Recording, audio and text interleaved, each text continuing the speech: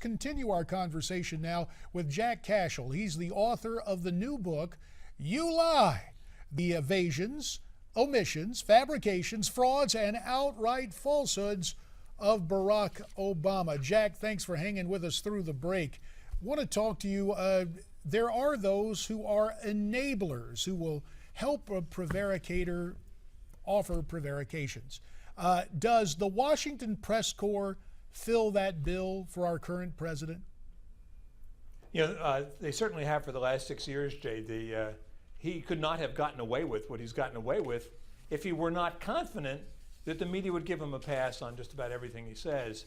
After, though, if you want to keep your health care plan, you can keep your health care plan thing blew up, they've been a little bit more vigilant, but not a whole lot more. They're still giving him a pass, and he's still trying to get away with things. And right down to Ebola. You know, everything he said about Ebola to the CDC on the 16th of September proved to be true by the proved to be untrue by the 19th of September.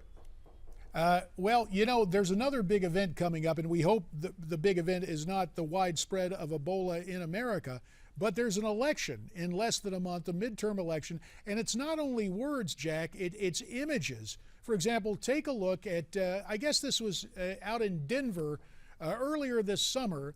Our pool playing president he is with John Hickenlooper, the governor of Colorado. I bet Governor Hickenlooper would love to deny that he was there playing pool with the president. Yeah, probably, especially since thousands of children were streaming across the border at the invitation of Barack Obama. And it was perhaps among the more flagrant violations of the Constitution under his presidency. This is the president who swore to be the constitutional president. That's the touchstone of his presidency, in respect for the rule of law. You know, he chided George Bush for his disregard for the Constitution, and we have never seen a president so indifferent to that document than Barack Obama. Jack, do you think we're seeing even Obama loyalists turning away from him? One by one, Miranda, they're turning away. The hardcore simply don't care. On the hard left, lying is a strategy. I mean, it was introduced by the Soviets. They lied strategically. It's the first people, and really probably in modern times, to do that. And for their deep supporters on the hard left in America, they simply don't care about the truth. And that's part of the problem and part of Obama's inheritance. Well, as you were mentioning these things, Jack, we have up a screen grab from the New York Times. The title of the article, "In This Election, Obama's Party Benches Him." So you've got the typical thing when a president's unpopular, members of his party running for re-election don't want to be with him. But I'm interested, Leon Panetta has a new book out. The networks have given a fair amount of prominence to it.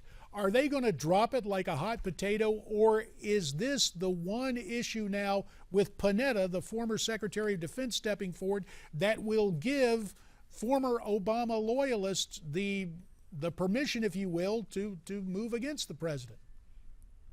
Well, you know, the serious thinkers, liberal thinkers, I know that sounds like an oxymoron, but presuming it's true, have already begun to move away. But what Panetta is saying is what Gates has said, and what others said, what I said in my book, is that he's not a serious person. He likes to make pronunciations, he likes to say things, he likes to strike poses, but at the end of the day, they're just empty words. He doesn't care. I mean, he may care, he doesn't want to look stupid, but he has no passion, no depth, especially on foreign policy.